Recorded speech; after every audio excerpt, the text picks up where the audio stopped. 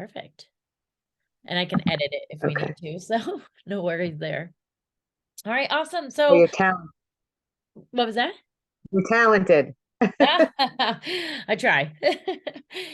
Awesome. Well, welcome. I'm so excited to meet you and actually get to see you face to face because we've only been chatting on Facebook Messenger. So, You too. it's good to see your book there. I'm so excited to read it. But before we jump into that, why don't you tell me a little bit about yourself? So, I mean, thank you again for having me, Michelle. So I'm Dianne C Braley. I am a nurse and have been a aspiring writer for most of my life. But I grew up in a city north of Boston that was it's kind of a tough town, and not a lot of writers come out of Revere, Massachusetts. So a little. I have lived in Revere when I was a kid, so Oh, you did? yeah. Yeah, I mean, I shouldn't say that there's a wonderfully, amazingly talented people, but I just don't think in a lot of the inner city, I don't think the arts are nurtured enough. Mhm. Um, so words like you need a job to have, to put food on the table and a roof over your head, like that was like that's how I grew up. So Yep, my father's from Revere, so that's how I grew up too. yeah, you know. Yep. But I always wrote, and I just kind of dabbled in it here and there. I loved music, and I just kind of wrote a little poetry here and there. And I just always loved it. But I just didn't know what to do with it. So Mhm. I became, to put food on the table. I became a nurse like my mom, which is just, school is so hard and it's just an admirable profession and it's been amazingly good to me. And I just, love helping people. And it's funny because nursing kind of led me back to writing, and I kind of took off, went to Martha's Vineyard, and I wound up working for this author, Pulitzer Prize winning author William Styron. He wrote Sophie's Choice. Um, and in that home with all of these literary people, the kids were all into the arts, and his wife Rose is a poet, and then there's all these amazing just creators coming in and out. And I really just something ignited in me again, and I started writing here and there. And he became such a motivator for me. He wrote about all things like all of his books and are pretty dark subjects. He suffered greatly with depression, and Sophie's Choice is a really dark subject, and all of his books have a darkness. And I kind of was really inspired by that. I grew up in an alcoholic home, and I always say I don't wear that as a badge of honor, but my book, the premise of my book is a lot about that, and the cause and effects, the effects of growing up in alcoholism. I didn't intend for this when I wrote it. I kind of my readers more told me that this is really what it's about, interestingly enough. And I went into it writing kind of it was supposed to touch on that some, but I just kind of went with how I was feeling and wrote. And so yeah, so nursing led me back to writing, and here I am, my debut novel, and it's just won the New York City Big Book Award. And I'm just blown away. Yeah, that's amazing. That's so exciting to hear about like the background of it all because I feel the same. Like I went into teaching, so I've been teaching for the last 13 years, but I feel like it's brought me back to writing in the similar sense of that because I've also always wanted to be a writer. I'm working on my first book, so it's like nice to hear somebody else have that same kind of background. Oh, that's interesting. Yeah. So you've answered some of my questions already, but I'm really interested to know. Your book drew me because I grew up going to Martha's Vineyard every year. Like that's just that was our family vacation, so that's where we went, and like I Oh, knew you were nice. around here. So like I could really relate. So I was like, oh, I love knowing when we have authors in our area, like reading their books and like hearing from them. So that definitely drew me to you as well. But how long would you say it took you to write this book? Sorry. Oh my God, it took me. I mean, the book is inspired by actual events, so there's a lot of grief in writing this. There's some, so I kind of it really took me. I started taking notes, and I didn't even remember this. I remember my sister saying, "You were taking notes for years." I said, "I was." I always had the story, and I just for probably like 6 years, I was taking notes for about 4 years or so, 4 or 5 years. And then I just one day said, screw it.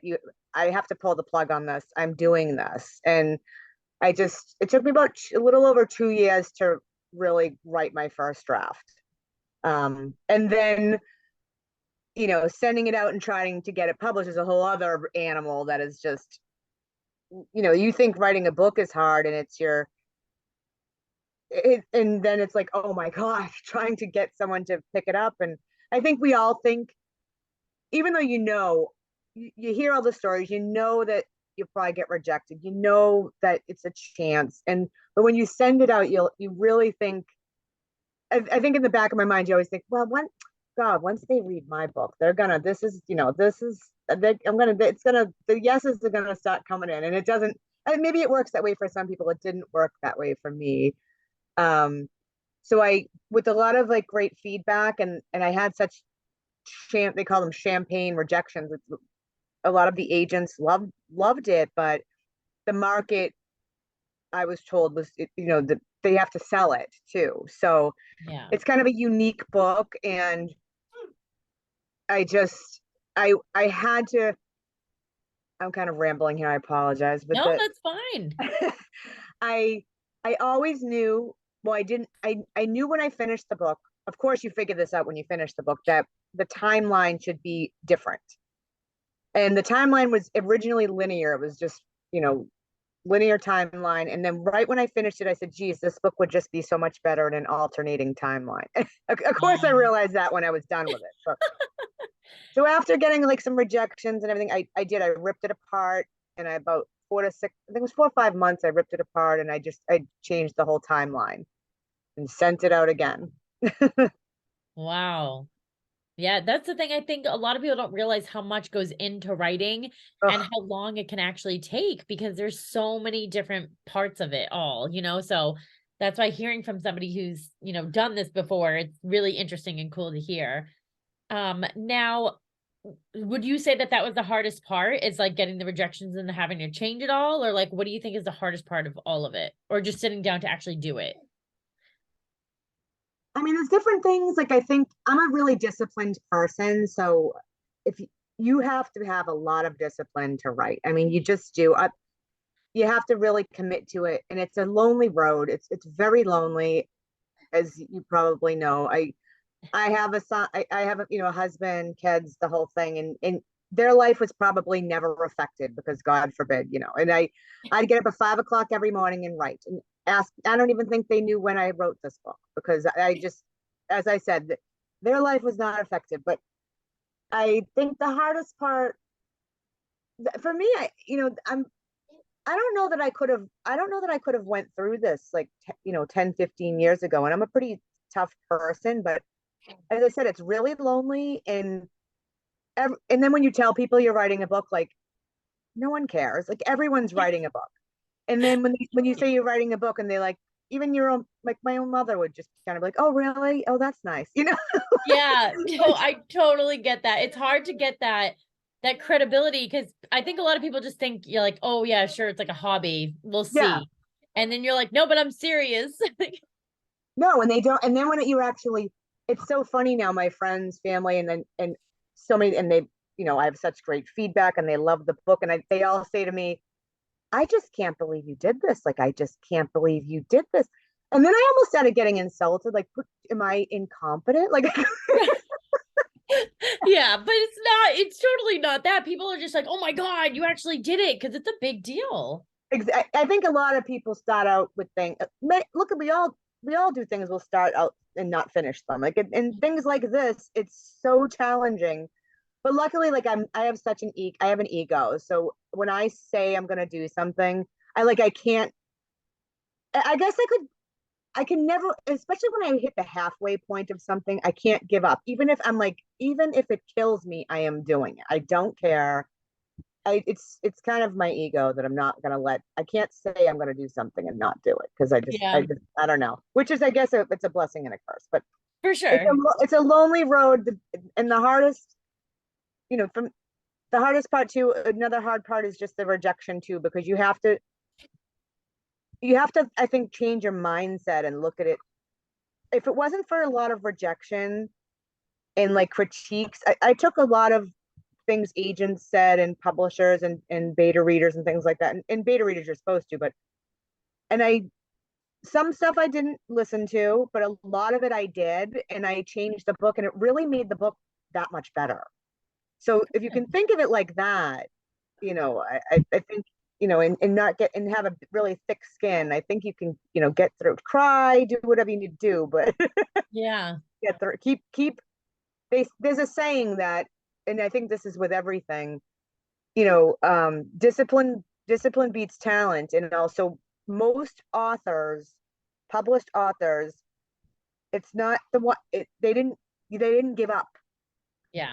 A lot of people send it out to 10 agents or something, and they can't handle the rejection, and they have this amazing book sitting in a drawer somewhere. Mm-hmm. You have to beat down doors. I was told by New York Times best-selling authors, my friend Anna David, she's just like, you need to push down doors to get this out there. So Yeah. that's what you got to do. That's what I hear. Yep, that's what I hear. And you can't let the rejection bring you down because you're going to get it. Like it's like inevitable. It's just going to happen because there's so many people out there writing and so many different book proposals out there for sure. Now, There's something for everybody. Like even if your book didn't fit to market, there's hybrid publishers. You could self-publish. There's ways to do things, and Mhm. there's a list of, like, I had a whole, like, a last resort, I'll do that. Yeah. But you can get it out there. So now that you've accomplished the first one, do you plan on writing more? I'm well into my second book. Oh, yay, exciting. Yeah, I've stopped because this, don't, yeah, when you write a book too, you don't realize how much marketing, and also a lot of writers, I think, aren't, I'm not the best public speaker, and I don't love it. And you don't Yeah. realize how much after you get a book out there, how much, and then I just won this award. So, how much I'm doing all this public speaking, and I'm just like, kind of, it's a blessing, but I'm also like, oh God, because I just rather just sit and write. Yeah. Yep. I hear you. So yeah, and then the marketing, you have to really balance, because it's really, marketing is like, it's like 70% marketing, 30% writing. I Yeah. spend so much time marketing now. I've really slacked, like, this, especially this month, on the writing, and I'm like, I have to get back to even just writing a little bit every day, or it's never going to get done. And I gotta go on this momentum too, because then by the time you get this book done and get it published, it takes so long. Yeah, You have to stay on top of it. for sure. I that's what I hear. Anyway, that's what I hear. Now I would love it if you could give us like a little synopsis of your book, or maybe even like read the back, or whatever you want to tell. Like, tell us about this book that you wrote. What's it Sure. about? So, The Silence and the Sound, well, it's a story about a young nurse who leaves her life and her family's dysfunction behind on the mainland and heads to Martha's Vineyard, as you know. But sometimes escaping the past isn't as easy as it seems. So the book blurb I will read: on the picturesque island of Martha's Vineyard, an ailing celebrity novelist's famous book about a choice helps his young nurse make a heart-rending one of her own. Fiery city girl Georgette's memory of a childhood trip to Martha's Vineyard Island with her father is one of the few good times. Her father was an alcoholic, and her enabler mother chose to stay with him. His addiction was the center of their world. Georgette fled home as soon as she could. Years later, as a nurse, she's going back to the island to start her life over. There, she becomes the private nurse for the ailing prize-winning novelist, Mr. S., and becomes enamored with the mysterious doc, a wash ashore like her, whose disappearing acts only make her crave his love more. As Georgette cares for Mr. S. and helps him come to terms with the end of his life along Vineyard Sound's beautiful shores, they become friends. His famous book helps her navigate her life, as George finds in the running away from her past, she inadvertently ran towards it. She loses herself in her relationship with Doc, who leads her down a road of denial and impossible choices that she never thought she'd have to face.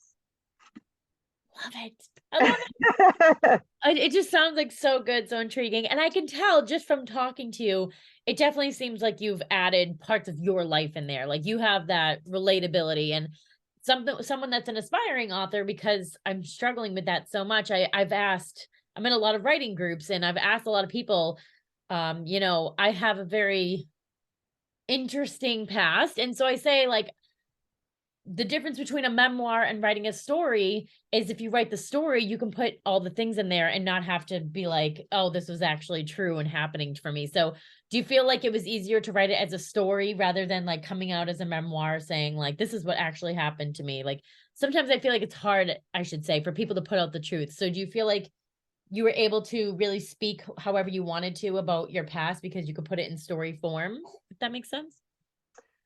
Yeah, and I think looking back now, sometimes I think, a lot of my book was hard to write because it was a bit personal and I could really connect to the characters, even though I did make them unique in and of themselves, but I definitely like had a lot of struggle with writing some of it. And I think you can kind of almost fool yourself because it's fiction, so you can hide it from yourself under the guise that it's fiction, even though it's Yeah. even though the feelings are all still there. But memoir is such an art too, because it has to be completely factual, and then you're bringing in other people, Right. which is scary. And I also, just being creative too, I really liked fiction because I could take you know these characters, which are inspired, a lot of them, not all, are inspired by actual people or combinations of people,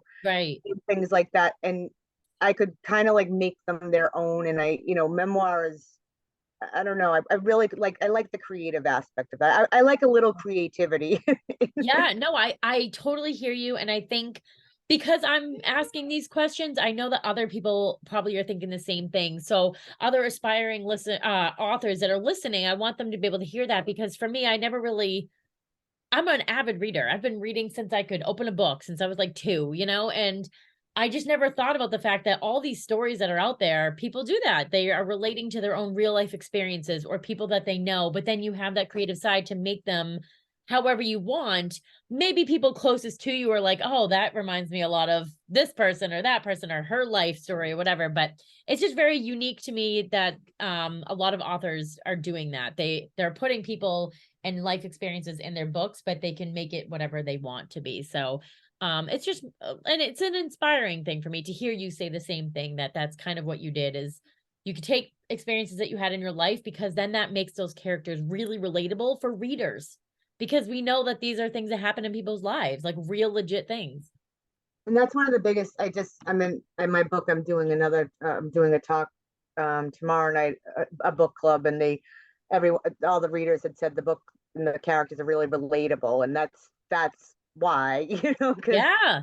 and you should write how, I had some, advice from a genius, and he was a man. William Stein was a man of few words, but he did say to me, I had the gall one time to tell him I was writing, and he said, about what? And I said, I wrote a story about a Virginia horse farm. And he said, well, do you know anything about Virginia? And I said, no. And he said, do you know anything about horses? I said, not really. he said, well, what, Diane, write about what you know. Yeah. So, and I kind of write about what you know. And especially I think new authors and new writers, after you kind of nail that, maybe then go get creative and maybe research. And my next book, it's still inspired by something that I know, but what is actually happening in the book, I'm not personally familiar with what these characters are going through. It's kind of, I just know that this happened, and I've been listening to some trials and things, but so that's unique, and I'm researching it. But I write in the first person, which is really hard. Oh, he's crying. No, I'm sorry. You're Oh, fine. don't worry about it. My dogs will probably stop barking because my husband will come in, and that's Zoom life. Yeah, I put them all to bed, but he crawled back out. Oh, that's the way it is. But I write in the first person, and I do that. It's really hard because you really develop this kind of one character, and it's hard to develop the secondary characters so much. But I I almost have to feel what a character is going through, and I try to like connect to that and write. I don't know. I guess you could do it in other, for me, that works, the first person, but I really want to, at some point, I'm going to try to experiment with other things, but Yeah. No, I totally, I understand. Like it's got to be such a process. And I'm excited to expand on that myself as well. Okay, so if people want to get this book, where can we find it? Is there only one place? Like is it Amazon, Barnes and Noble? Like where can we find your book? so The Silence and the Sound, it's everywhere. It's on Amazon, all the sellers, Barnes and Noble, every Books a Million, all the Target, well, everywhere. Perfect.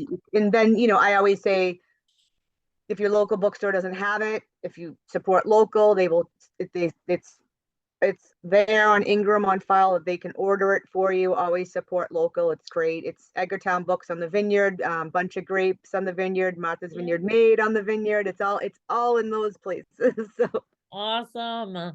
That is so exciting. I cannot wait to read your book and review it. I have a YouTube channel where I do like reviews of books and I have my bookstore. So once oh I yes, read it, please review. Like everyone, people forget to review, and that's all authors and writers. Like you have to leave a review. That's what we count on. Please. yes, for sure. I will be for sure doing that 100%. So you can rely on me to do that for sure. And then all Thank the you. listeners as well, they can do that as well. So that's good to know. We can find it anywhere on there. And when I post this too, I can put a link to your book, right? So people can find it that way Oh, too. awesome. Can I Awesome. just say one? I forgot to say Of one thing if I course. could. Yeah. I connected with part of the proceeds of my book go to the Robert F. Kennedy Community Alliance in Massachusetts and their division that helps kids and families affected by addiction. So, and they have a camp. They help almost close to 1,000 families in Massachusetts. They're amazing. So, just you're helping a good cause too. Oh, that's awesome. That's so good to know. I know that readers love to hear things like that because it's not just like buying the book now. You're also helping a cause and it's something to raise awareness. So Yeah. definitely that's awesome. Well, Thanks. congratulations. This is so exciting. So Thank you excited for for you. And I having can't me. wait to hear about your new book coming out. When If do I you ever plan get to on talking? write it, if I ever get right. Yeah, right. After all the press of this, maybe you can find time to write again. Oh my gosh. Well, awesome. I want to thank you so much for taking time out to talk to me. I'm so excited for you, and Well, I thanks, can't wait for everyone Michelle. to read it. Thank you. Awesome. Thank you so much for coming on. Thanks, Michelle.